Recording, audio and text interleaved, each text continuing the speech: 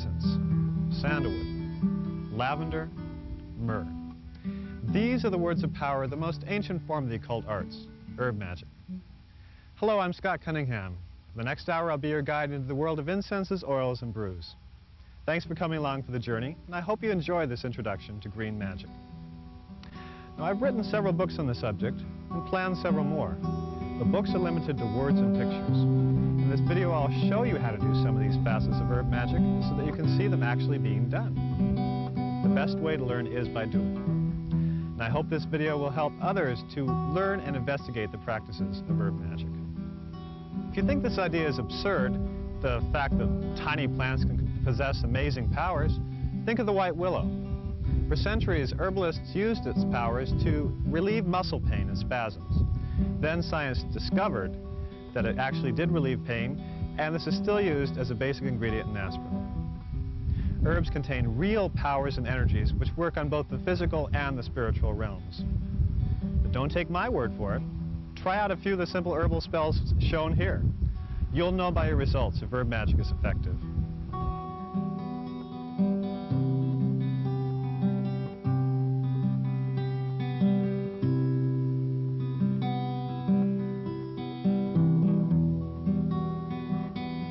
Herbs are usually strongly scented, a clue to their powers. Now, magic is a ritual process in which we direct natural forces to bring about needed changes into manifestation. Does that sound vague? Well, yes, it is vague. Magic is as hard to define as electricity or love, neither of which is completely understood by scientists. I don't know everything about magic, but I know how to make it work. In natural magic, you achieve an understanding of it which can never be shared in words. Now, putting together these two definitions, herb magic is the use of little-known powers of nature to cause needed change. These energies are aroused, attuned, released, and directed towards the magical goal. There are many ways of accomplishing this, and some of these will be shown here. Now, if you want to practice herb magic, keep one thing perfectly in mind. This is an absolutely natural practice. There's nothing supernatural about it, for how could anything be outside of nature? Nature is all.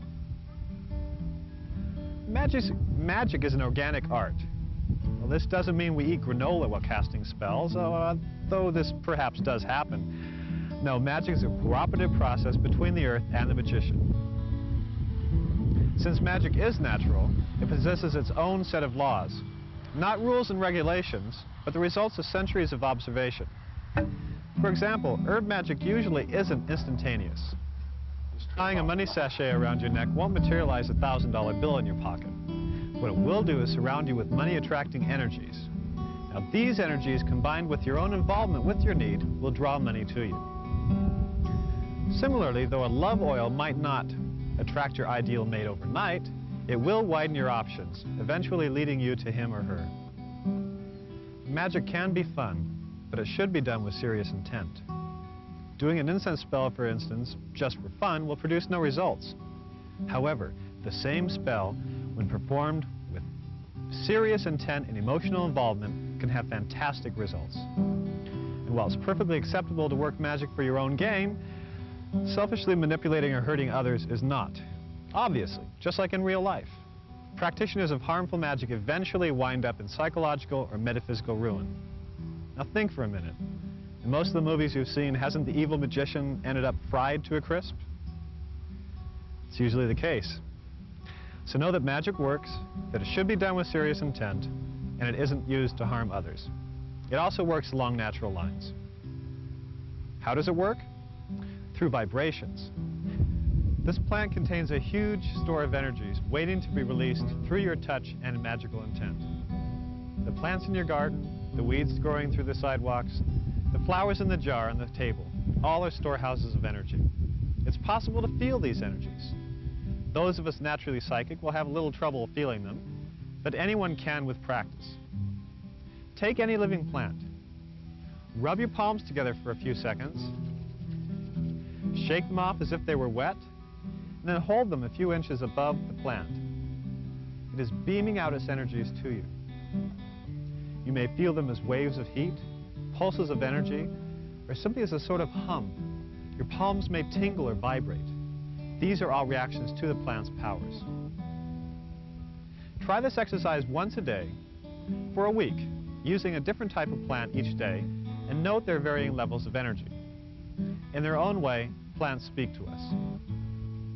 Each plant possesses distinct powers. Each type of plant possesses equally distinct energies. Some plants, such as garlic, have strong authoritative powers and so are used in spells of this nature, protection, exorcism, things like that. Others, like roses, have gentler vibrations and stimulate the love centers of the brain. These are used in such spells. You can discover all these varying energies within plants on your own by working daily with herbs. Or get a good book and read up on herbs, then experiment to see if you agree with the author's information. In the past, magic was ruled by the heavens. Herbs were collected according to lunar phases. Constellations' first appearance on the horizon was greeted by specific spells, and planetary positions dictated certain rites. While this is still true today, many magicians share the view that since the powers at work in magic, plants, stones, the earth, our own energies, are linked to universal energies, and indeed are manifestations of these universal energies, perfect magical timing isn't necessary. Some think otherwise based on experience. That's fine for them. I just feel that though timing can help a spell, even just by keying into the magician's imagination through ritual associations, perfect magical timing isn't necessary.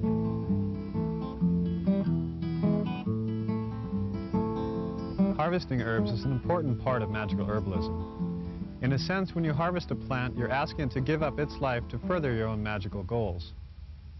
So it's important to attune and respect the life force within the plant before harvesting it. One of the ways we can do this is to make a sacrifice by burying something precious or semi-precious at the base of the plant prior to harvesting. Here I am planting an amethyst crystal to give power and strength to the plant as I cut it. You can also attune with the plant by just touching it and feeling its energies and letting them mix and mingle with yours to attune with it before you ask it to make its sacrifice. After that, take a knife, it needn't be one like this, and cut very gently sprigs of the plant.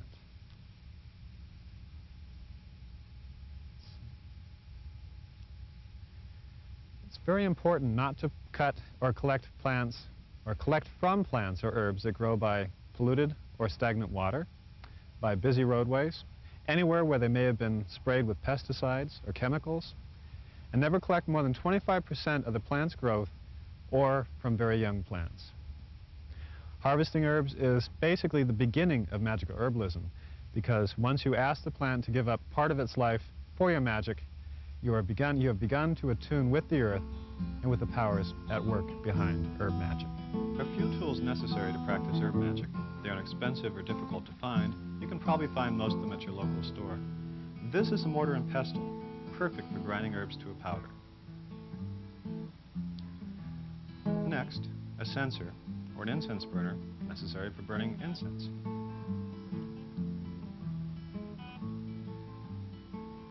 Candles, of course, are a necessary tool in herb magic, for the power of flame and color is potent and easily combines with herb power. You'll also need some large wooden or ceramic bowls for mixing. They can be of any material.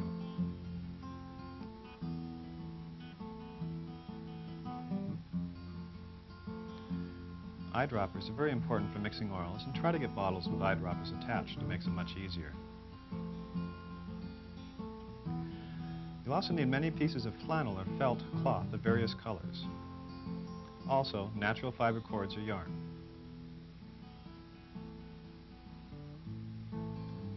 It's also a good idea to keep a book of herbal notes, records of spells, and also the formulas you invent or change. This book in time will be worth more to you than any you could buy in any store. Prior to using herbs in magic, it's best to grind them. Drying herbs activates their energies to a certain extent, but some are lost as well. Grinding herbs activates their magical energies. Add any herb, such as this dragon's blood, to the mortar and pestle. Now, after scrunching up a little bit, begin grinding in a clockwise motion. In magic, clockwise motions are thought to imbue the herb with positive vibrations. Counterclockwise motions are thought to imbue it with negative energies. It's easy to stick with a clockwise motion, and in magic it's best to do so. Continue grinding until you've reduced the herb to a powder. Some herbs grind quite easily, like this dragon's blood does, and most herbs such as rosemary, things like that. Frankincense and other herbs are really a problem. They usually start sticking and mucking up the mortar and pestle while you grind them, and so a very light touch is required. After a few minutes, the herb should be ground to a powder, and it's ready to be used in magic.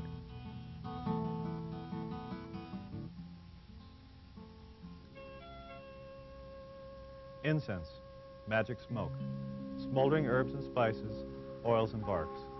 Sense of magic, incenses to change your life. For centuries, witches and magicians have used incense in magic to strengthen the effects of spells and rituals. Powerful recipes were once kept secret and were rarely passed to others. When these incenses were burned in ritual, they drew love, money, power, and protection to the magician, drove out evil and sickness, and enhanced spirituality and psychic awareness. Okay, let's make a protection incense. You'll need rosemary, cedar, and juniper berries. All these herbs have been ground. We're going to make granulated or powdered incense. This is the easiest type to make and the most used in magic. Sticks, cones, and blocks are fine, but are difficult to make without practice.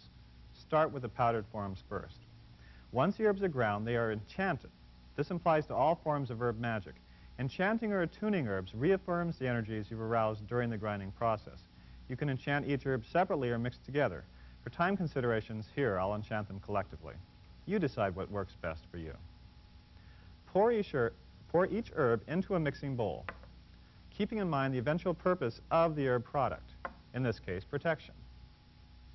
Now, rub your hands briskly together to sensitize them above the bowl. Start running your fingers through the herbs in the bowl, mixing them, blending their energies as you continue to visualize your magical goal. While doing this, visualize or imagine your fingers streaming with your own energies. With your imagination, charge this energy with protection, since this is a protection incense. This energy mixes with that of the herbs, and as you continue to mingle the herbs, they absorb this power. Mix until you feel the herbs tingling or vibrating. If you wish, chant a simple rhyme which encapsulates the energies you need in the final product. Once you know the herbs are glowing and radiating energy, that's it. The incense is made. Now to burn it.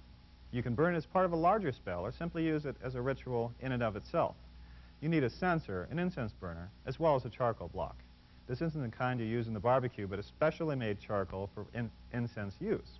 These are available at religious supply stores or by mail from one of the retailers shown at the end of this video. If you can't find a suitable censer, take any bowl and half fill with sand. This makes a fine censer. Now, light the charcoal block. As you do this, it will start to sputter and glow. Quickly place it in the censer and wait until the sputtering and glowing has stopped. If you don't like the smoke this causes, hold the block next to an open window. If you have a particular protective or other spell to perform, set up the required objects, pour on the incense, and begin. Or simply place white candles on either side of the censer, add some incense to the charcoal block, and visualize. Fingers, a spoon, or any incense spoon can be used to place the incense on the charcoal block itself. Fingers aren't best because it's difficult to accurately place the incense on the block. Spoons give greater control.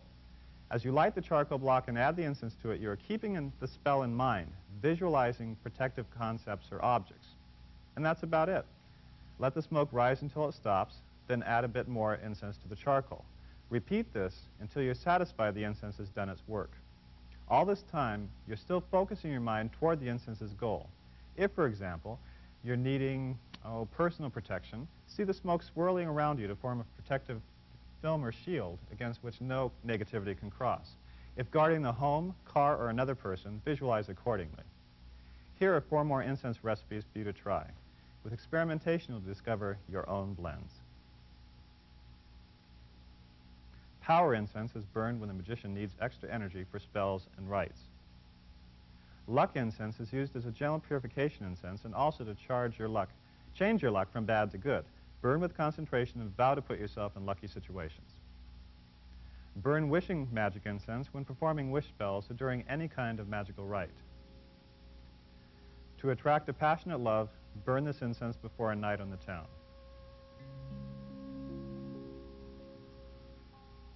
Proper use of the censer is an important tool. With a swinging censer, you have greater control over its motions. There are 3 basic ways to move the censer: in a clockwise circle, a counterclockwise circle, and a side-to-side swing. Clockwise or deosul swings invite positive vibrations, deities, and energies. This is used to bless or consecrate for protection and other positive types of magic. Counterclockwise or Widdershins motions dispel negativity and are used in exorcisms, banishings, and purifications. Most Widdershins censer movements are immediately followed up with deosul or clockwise swings to cancel out the negative energies which inevitably remain. Side-to-side motions are often used at altars to invoke goddesses and gods, ancestral spirits, or elemental forces. It's important to practice until you can perform the swing with ease, otherwise you may have your censer spilling its charcoal onto the floor. When censing rooms in an entire house, move slowly from room to room, swinging the censer and replenishing the incense when necessary. Of course, you needn't swing the censer at all. For many rites, it's more important for the censer to remain on the altar or between flaming candles. But when censer movement is required or desired, you'll know how to do it. Work with incense. It's a powerful tool.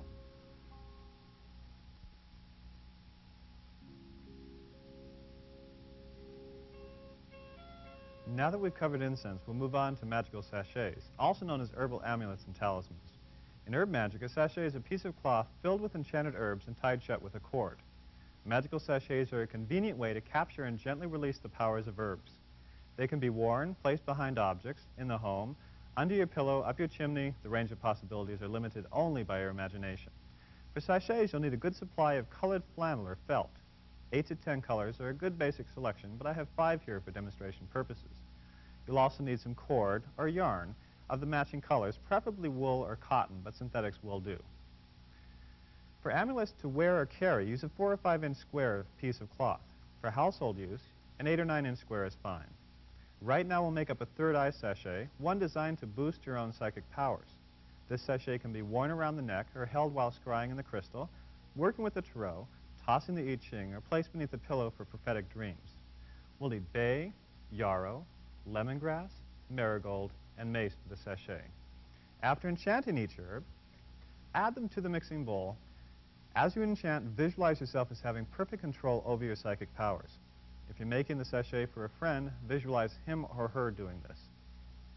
Then, once the herbs are humming with power, transfer them with your fingers to the center of the cloth. Do this while still really seeing yourself having complete control over your psychic awareness. Next, still visualizing, pull the ends of the cloth together, trapping the herbs inside tightly. Then tie them with a cord of the same color, knot 3 or so times. I'm having a little trouble with my knots here, but that's okay. Knot 3 or so times, each time strongly seeing yourself or a friend as being psychic. Some people breathe into the sachet before tying it to give it life, but this isn't necessary. The herbs already should be humming and vibrating with attuned powers after their enchantment. Now the sachet is complete. You can trim off the ends of the cloth or leave them as they are. There are many possible variations. Gemstones, feathers, and other magical objects can be added. Sachets can also be anointed with magical oils. Hold the sachet. Feel its vibrations. Squeeze it gently to release its powers. Now carry it with you, or place in the home, or use during psychic sessions.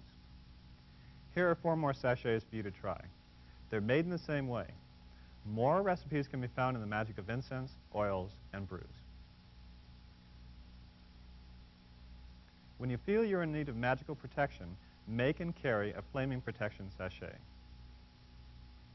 When you're feeling blue, or to remain healthy, make and wear a Mexican health sachet. Wear a 2-heart sachet to bring a love into your life. If you're feeling sad or depressed, wear the happiness sachet to lift your spirits.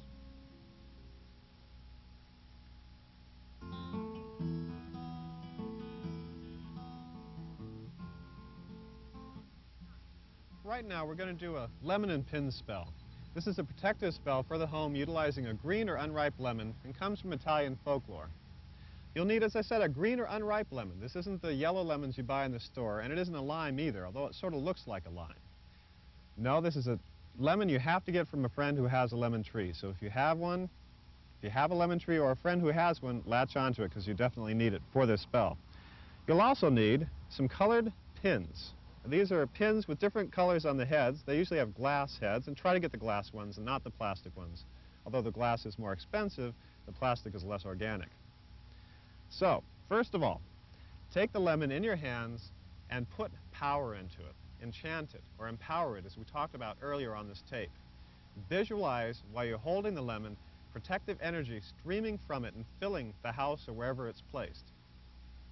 Once you've empowered or enchanted the lemon, you can start piercing it with the pins.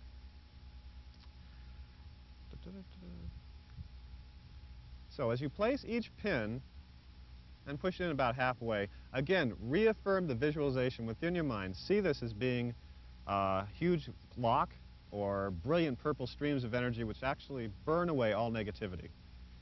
And completely cover and stud the lemon with pins until it looks something like this. So it looks like a satellite, doesn't it? A Sputnik or something. This is a powerful protectant for the home. Now, after about 6 or 8 months, it will have dried and shrunk to something that resembles this, which again isn't exactly attractive, but it does guard the home and its possessions. Once you're done with it, put a larger pin on the top of it, attach a red ribbon or yarn, and hang it up in the home. That's the lemon and pin spell.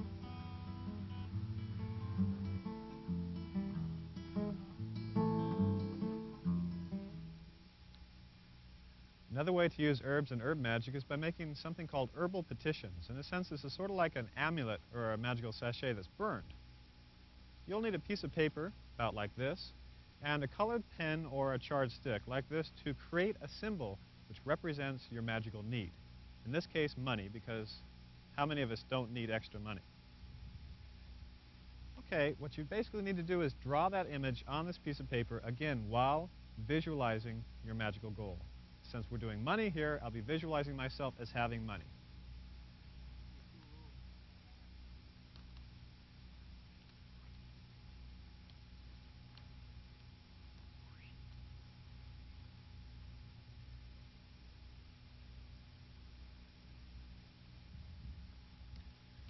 After drawing the symbol, you need to enchant herbs. Now, since this is a money ritual or a money petition, I've ground and enchanted cloves, patchouli, and vervain, 3 herbs long associated with money. Okay, so after enchanting the herbs, take the piece of paper on which you've inscribed the symbol and transfer some of the enchanted herbs to the center of the paper, like so. Now, carefully fold up the paper, trapping the herbs inside of it. And now the only thing that's left is to light it. Light it on fire and burn it up into ashes. When you light something on fire, you change its physical structure, and in magic, you're releasing the energies locked within the object, in this case the herbs and the paper and the symbol, and letting them go out and bring your need into manifestation.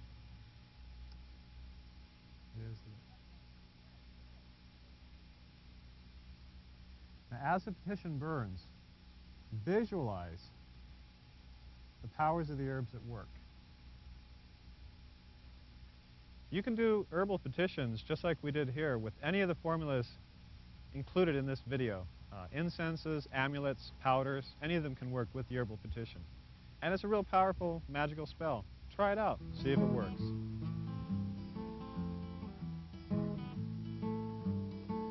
Herbs are often found growing near water. One of these includes celery. The seeds are eaten to promote concentration. Watercress, used in money spells. Cattails, which are worn by women in sachets to increase enjoyment of sex. The lotus, a protective flower known since ancient Egyptian times. And the papyrus, carried to increase mental powers and to stimulate creativity.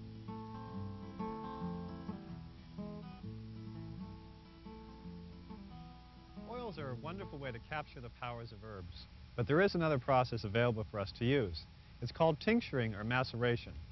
In tincturing, we use 192 proof alcohol, or ethyl alcohol, to capture the powers and essences of herbs. Now, this isn't the rubbing alcohol you buy in the drugstore.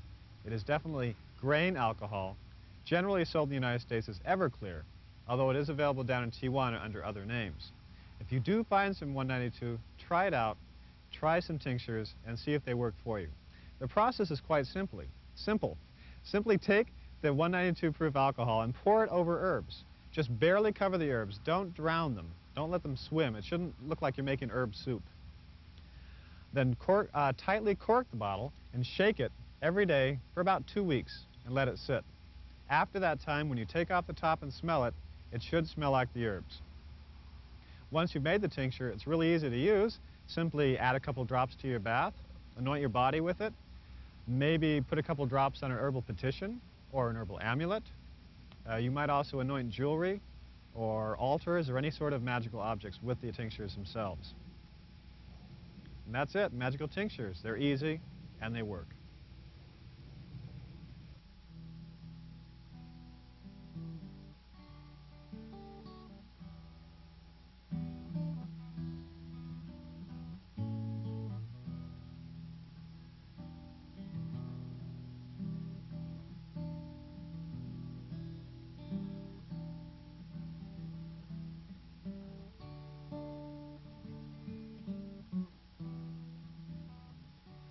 Sage is available in a wide variety of species.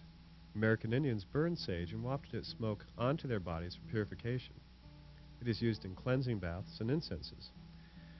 The leaves are also crushed and rubbed onto the body to help speed its healing abilities. Empower a green candle with money-attracting vibrations. Empower sage with the same vibrations, and then place in a ring around the candle. Burn the candle to increase your wealth. A wishing spell can also be performed with sage. Write your wish on a sage leaf. Place this beneath your pillow and sleep on it for 3 nights. If you dream of your wish, it will come to pass. If not, bury the leaf and try it again.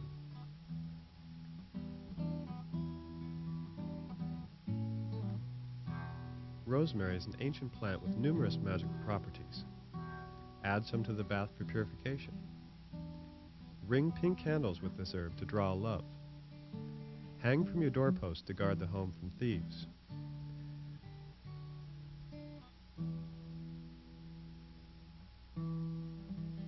Tuck some rosemary in your pocket to promote healing.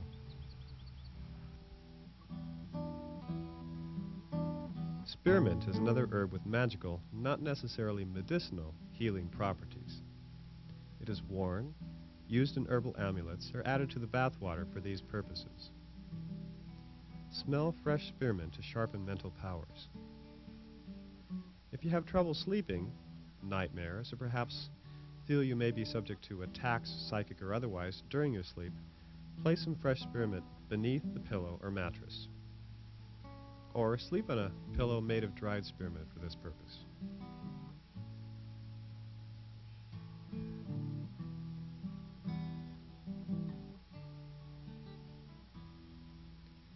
Wormwood is a powerful magical herb. Related to mugwort, it can be a bit dangerous if taken internally, so it's best to use it in external applications in magic. Wormwood's often worn for protection, just like mugwort. It's also placed under the pillow to attract love.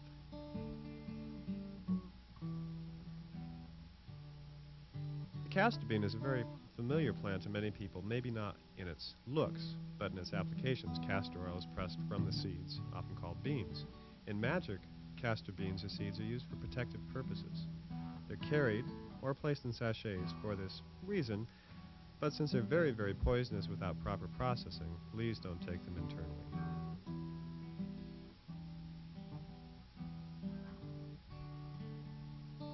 Thyme is another plant used in health and healing type spells. Smell the rich odor of freshly crushed thyme to clear your head and to lend energy to your body. Thyme is also placed beneath the pillow to ensure restful sleep and to prevent nightmares. Pillows are often stuffed with thyme for the same purpose of preventing nightmares. Wearing thyme stimulates communication between the psychic and conscious minds. Catnip, of course, is used to stimulate cats. It almost intoxicates them. It's sacred to the ancient Egyptian goddess Bast, or Bast, cat goddess, also known as Bastet and all sorts of different names. And it's also used in basic healing types of spells.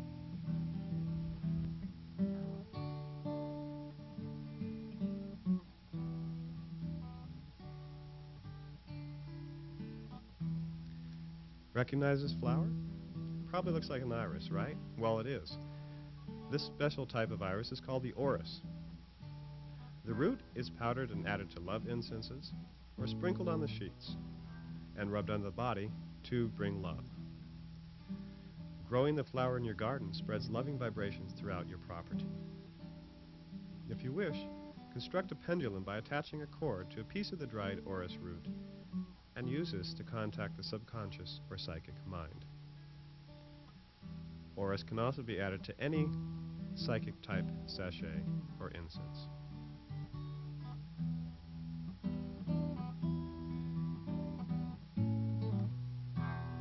For a quick whorehound spell, add some to your pocket for protection. Tansy is an ancient plant, often carried to promote love. Many peoples have also worn tansy to lengthen the lifespan. Hey, that looks like angelica. Yeah, it's a great herb, so it looks like celery, doesn't it? It's used for healing, visions, exorcism, and protecting the home. This feathery green plant is known as yarrow. Yarrow has an ancient magical history. Carried, the fragrant flowers of this plant send out love vibrations and also help to attract new friends. Therefore, the flowers can be added to any sort of love sachets or amulets. A tea made from the flowers of this plant, when drunk, stimulates psychic powers.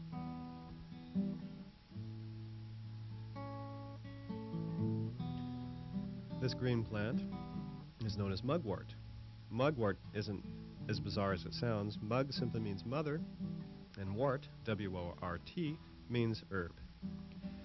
Mugwort, when stuffed into a pillow and slept upon, produces vivid psychic dreams.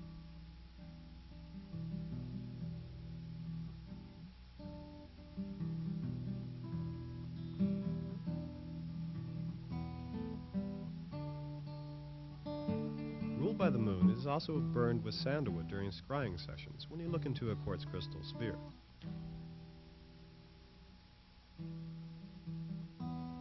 And a brew of mugwort is used to wash quartz crystal spheres or magic mirrors to heighten their abilities to tap our psychic minds. Mugwort is often placed near the bed or worn to promote healing and is carried for protection.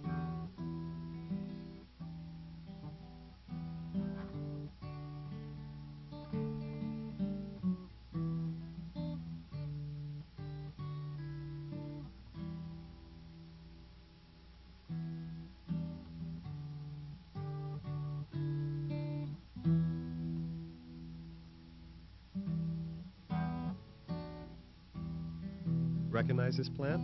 No, not the bird. The bird's a peacock. Ivy is a potent household guardian. Grown in the home, or even a piece of it placed in the home, it protects and guards everyone within it.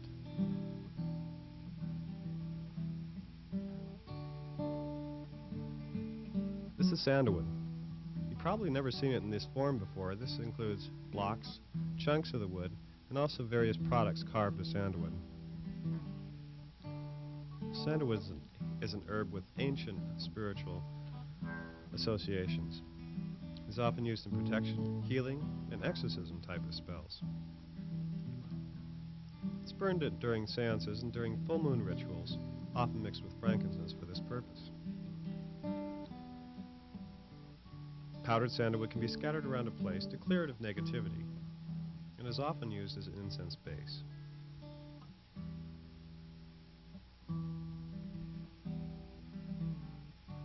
This is a very rare herb called wood aloes. It took me years to find some, and I finally found it here in San Diego. It's usually expensive, but well worth the cost. Anciently, the wood aloes was burned to attract good fortune, and was also used in incenses and magical evocatory rites during the Renaissance. These were rituals designed to bring about an actual physical manifestation of a spirit. This isn't my bag, but some people are into things like this.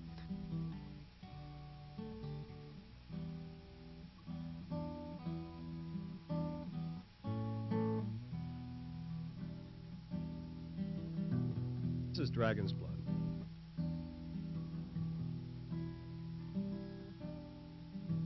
No, is not the blood of a dragon, it's actually the resin from a tree that grows in the Middle East.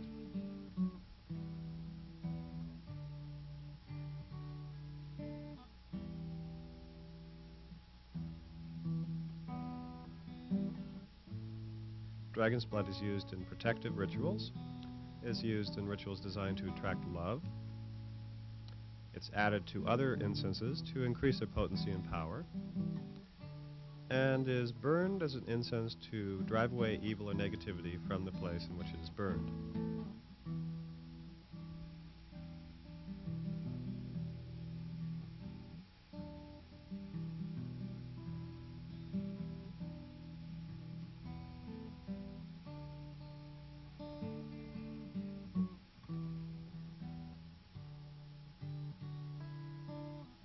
Bet you don't know what this is. It's camphor. Now, most of the camphor sold in the United States is artificial. This is genuine camphor. Camphor comes from the Far East. It's from Malaysia, China, places like that. And this is a substance distilled from the roots of the wood itself. Camphor is used in healing type of spells. It can be added to healing sachets and amulets. A bit of it can be burned, although it's rather strong. And some people carry camphor to ward off colds.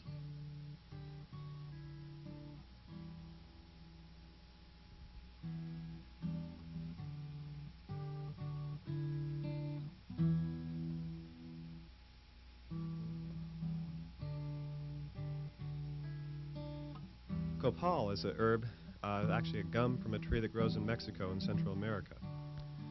I consider copal to be a New World substitute for frankincense. And it can be used for all the different various purposes that frankincense is used for.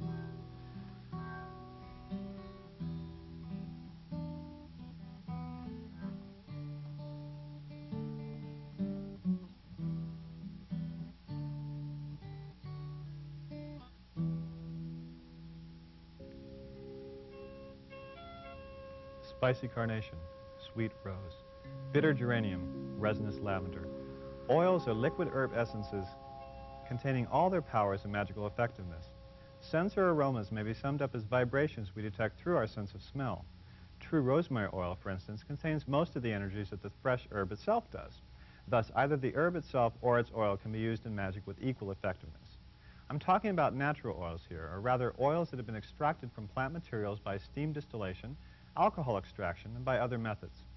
Although you can find a large variety of so-called essential oils in gift shops and other stores, few, if any, of these are unadulterated, and many are completely synthetic. It takes a trained nose to tell the true from the false in oils, the full strength from the diluted. But unless you're prepared to spend several $100s on quality oils, use the ones that feel right to you, that seem to smell the way nature intended. That's most important. $100 an ounce oils are more effective magically because they are true plant oils. But use what you can find, or if you're adventurous, make up a few. You can do this by using a variation of enfleurage, a process whereby the essential oils of flowers or leaves are transferred to a fat or oil. Using a clear, lightly scented oil, such as apricot or safflower, you create a scented oil, not a pure plant oil, but with luck and practice it can come close, and it certainly is magically effective. To make your own oils, you need a large supply of fresh or dried flowers, leaves, or seeds. Scented oils can be made of one ingredient or a combination of several. It's best to start with one herb first. You'll also need a large, open-mouthed jar with a tight-fitting lid, cheesecloth, and a good base oil, such as apricot, safflower, or sesame. Don't use olive oil. Its scent is too heavy for good results. In my book, Magical Herbalism, I described this process, but didn't include the cheesecloth. Since the oil has to be strained periodically, the cheesecloth makes this much easier. Now fill the cheesecloth with enough flowers or leaves to fill the jar. It depends basically how big of a jar you use, how much flowers you actually need, but this is good for our demonstration purposes.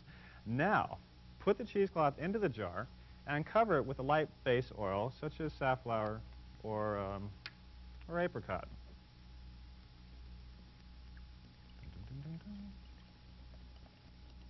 I actually probably should have used more petals, but this is fine for now. Now, place a jar in a warm place out of the sun for 3 to 5 days, or until the oil has absorbed all the herb's essential oils. Like that. After 3 to 5 days, carefully remove the cheesecloth from the jar and squeeze it to remove most of the oil that is soaked into the plant material. Then smell it. it should have picked up a light scent. Remove the flowers from the cloth, refill with the same quantity of fresh materials, and put it back into the jar. Cap and let sit for 3 to 5 days. If this is repeated several times, the number varies with different herbs, the oil should become heavily saturated with the plant's scent. After the final straining, bottle and label the oil. It is now ready for use in magic. If you don't want to start making your own scented oils, simply buy them and use them in magic. Oils intended for aromatherapy are usually legitimate plant oils. A number of lines of oils are available at stores or by mail. Making magical oils is as easy as making powdered incense. Building up a good stock of oils is perhaps the hardest part, whether you make them yourself or purchase them. Once you have a good selection of 10 to 20 oils, you can start mixing up magical blends. You can, of course, buy magical blends in stores, and the products are of varying quality, from very good to poor. These can be used in magic, of course, but enchant them prior to using. Use your intuition when selecting oils in shops. The same is true with incense and all magical herb products. Although I enjoy making my own, I still do buy them too. A good selection of oils to start out with includes carnation, rosemary, lavender, lemon, rose geranium, myrrh, cinnamon, sandalwood, jasmine, gardenia, clove, rose, and tuberose. You'll buy more as you need them for various recipes. For oil blending, you'll also need 4 or 5 eyedroppers, several small glass bottles with tight-fitting lids, and a mixing bottle or 2. If you use bottles that have eyedroppers attached, available from medical supply stores, you can save having to buy separate eyedroppers. What about enchanting oils? Well, unlike incenses, oils are enchanted after they are blended. We'll make up a healing type of oil. Of course, no magical oil or spell is a replacement for conventional medical treatment. Healing magic works in conjunction with orthodox medicine. A physical problem is usually a symptom of a spiritual problem, and healing magic works to solve the physical and the spiritual problems, thereby speeding the healing process.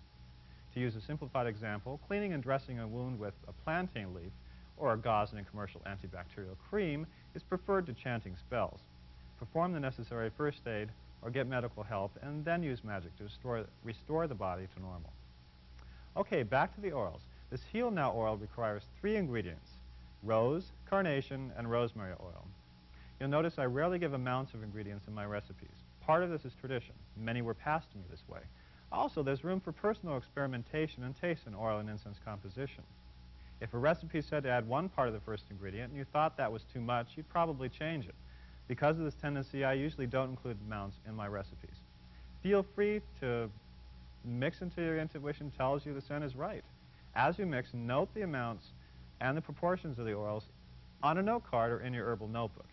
If you do create a wonderful variation on a recipe, you'll be able to make up another batch using the same formula. If not, you'll be able to modify it further according to your notes. Okay, take your mixing bottle and place it before you. With an eyedropper, add 10 to 20 drops of rosemary oil.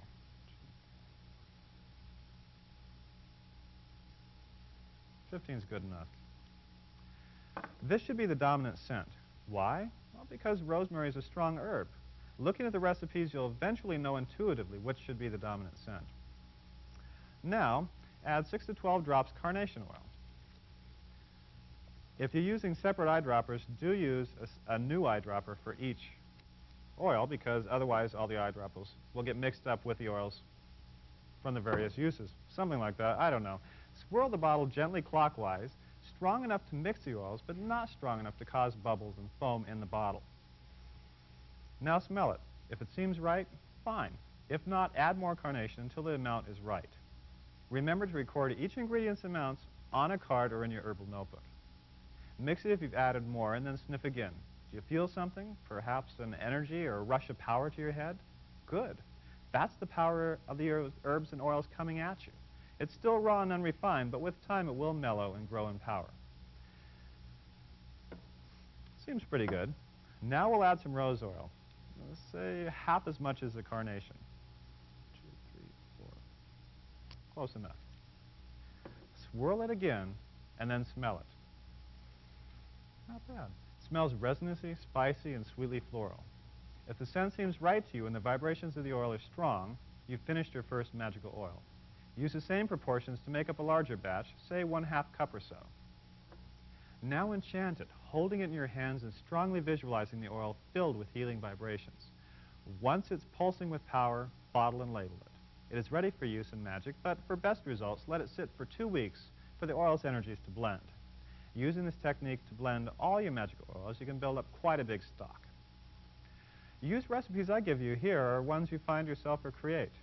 Store your oils in jars with tight-fitting lids, out of sunshine in a cool place. There are virtually endless ways of using oils in magic.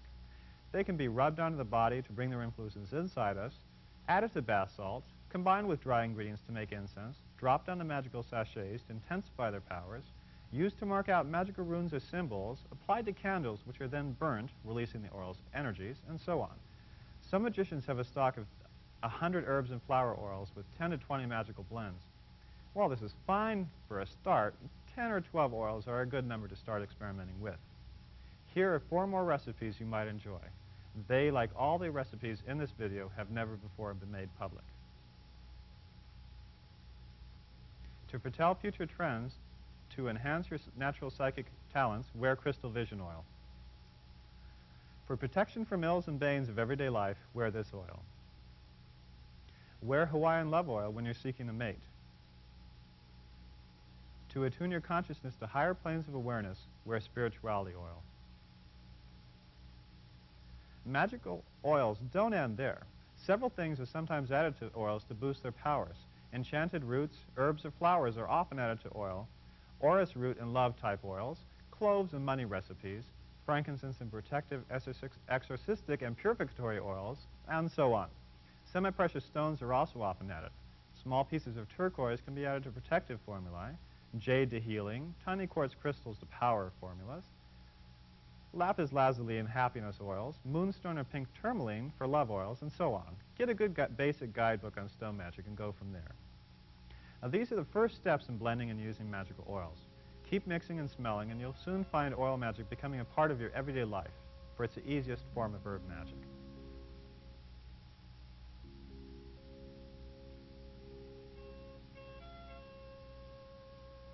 As I mentioned earlier, one of the ways magical oils are used is in creating bath salts. These are simple to make, magically powerful, and transform each bath into a rite of magic. In a sense, bathing in a tub full of water strewn with magical bath salts is similar to anointing with an oil.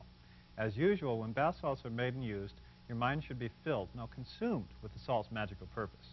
The basic ingredients are oils and salts. You can use different types of salts. Here I've got baking soda, table salt, and Epsom salt. You can use any combination of these, but I usually keep baking soda as a main ingredient because it leaves the skin feeling softer. In a non-metallic mixing bowl, combine the 3 salts. I usually make up 2 to 3 cups or so, but you can make any amount that you wish. Since there is magic in color, even in food colorings, you might want to consider coloring your bath salts. Tinting your bath salts does increase their magical effectiveness through the powers of color. Of course, the color must be in harmony with the magical product. Here's a quick list.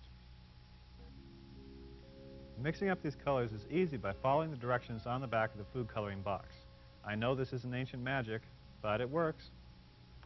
Okay, if you want to color your bath salts, mix the colorings, if 2 or more are necessary, to create your color in a teaspoon first, and then blend it to the mixed salt.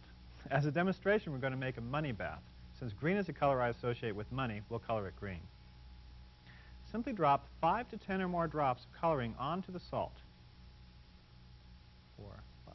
The amount varies and depends on the amount of salt you're mixing and the intensity of the color you desire. Again, it doesn't really matter as long as you're satisfied with the final product. Now start mixing using a spoon. Blend the color into the salt with a firm hand, and it isn't easy, believe me. It'll take you a few minutes to do this, but eventually the salt will take the color evenly. If it seems a little too light, add more salt. Add more oils to the salt. When you're finished, it will look something like this.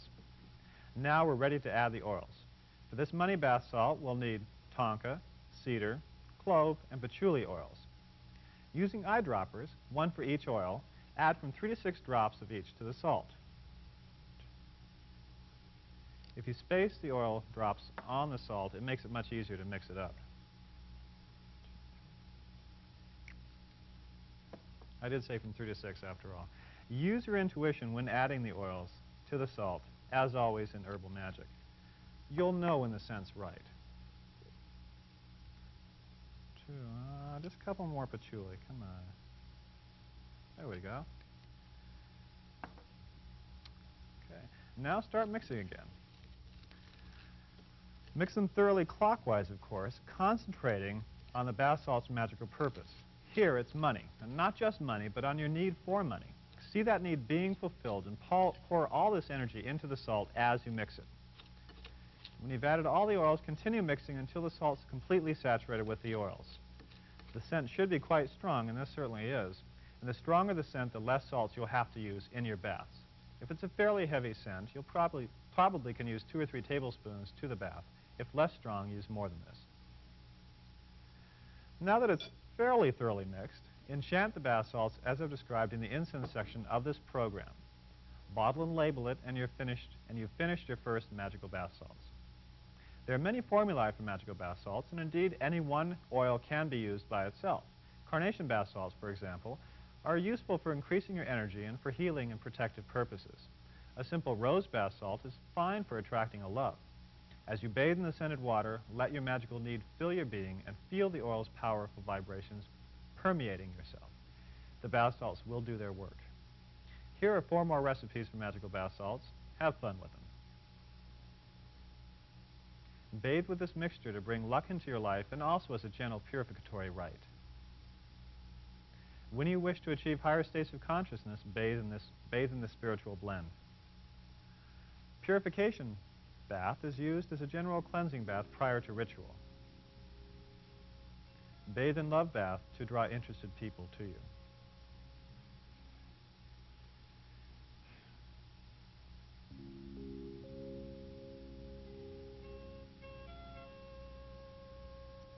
Still with me? Great. I thought I'd talk about magical herb powders for a few minutes. In New Orleans magical lore, powders were used to literally spread around the powers of herbs. They're often adulterated with talc, chalk, or even flour, but this isn't necessary or even desirable. Here, all magical powders will be made with just herbs and salt. Powders are a convenient magical tool. Protective powder, for instance, can be sprinkled onto floors, in purses or wallets, in your car, wherever you need extra protection. Love powders are rubbed onto the body and sprinkled onto clothing. Healing powders are strewn in the sick room and also placed in the bed. They're quite simple to make. For an all-around protection powder, you'll need rosemary, frankincense, and salt. Of course, the herbs should be ground to a powder in the mortar and pestle first. First, I'll powder the frankincense. As always, keeping in mind the powers of the finished product. So while I grind, I visualize protection. And as I continue to grind, I visualize protection. Okay. That's close enough to a powder. When I have enough frankincense, I pour it out into the bowl and start grinding the rosemary, which I hope will be easier than the frankincense. The herbs should be reduced to the finest possible powder. To do this, you might want to pick out the stems from leafy herbs. For barks and woods, such as sandalwood, you can grind for hours, as I used to do, or you can buy it pre-ground. Well, I think it's going to take several minutes to powder this, so we'll just wing it.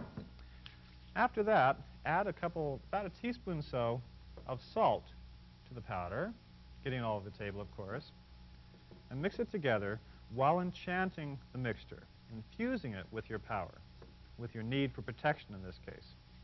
After that, it's done. Use it immediately or bottle, label, and store until needed.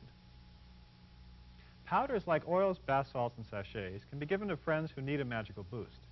If you do make them for others, when you enchant, visualize her or him as receiving the benefits of the mixture. I'm sure as you make magical powders, you'll think of new ways to use them and new formulas as well. One of the best uses I've found is to sprinkle your magical altar with the appropriate powder for love rituals, love powder, and then burn the correct incense, the right candles, and so do your spell. Use prosperity powder when you need extra cash or wealth in any form. Sprinkle power powder in your pockets or on the altar for extra magical energies. Love powder is spread on the sheets and rubbed onto the body to draw love. Place a large bowl of healing powder in the sick room and sprinkle in each corner of the room. Hi, right now we're going to do a practice called scrying, or herb scrying. In this, we utilize the powers of herbs to strengthen and fine-tune the psychic powers which are the gift of all of us. We are all psychic. We all have psychic minds, which is often called the subconscious mind. Unfortunately, visualize this as being the subconscious mind, and visualize this hand as being the conscious mind. Unfortunately, the conscious mind has a firm grip or grasp on the subconscious mind and blocks the psychic signals that are always coming into it. So we can utilize herbs to strengthen our natural psychic powers.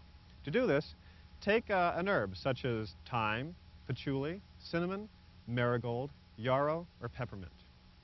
Pour it into your hand, about that much, and again, empower or enchant the herb, visualizing yourself as being psychic, visualizing the powers within the herb to help strengthen your natural psychic powers. After empowering the herb, scatter it on bare ground or on a plate or on some flat surface. Close your eyes for a few minutes, visualizing yourself as being psychic, as having complete access to your psychic powers, then open your eyes and gaze at the herb itself. After a few minutes, if you're properly attuned and the herb is properly empowered, the patterns, the random patterns produced by the herb will trigger your subconscious mind and allow psychic impulses to come in and contact your conscious mind. When this happens, true communication between the two minds has taken place and psychic awareness has begun.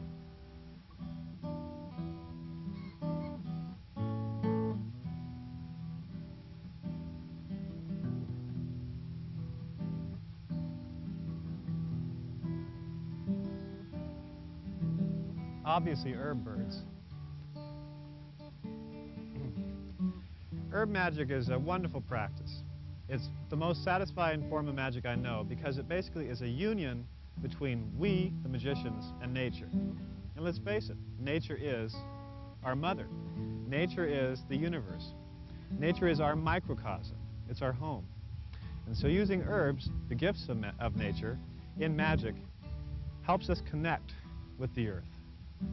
Herb magic isn't necessarily ecology, but certainly the ideas behind ecology, preserving our planet, very well fit in with the idea of herb magic.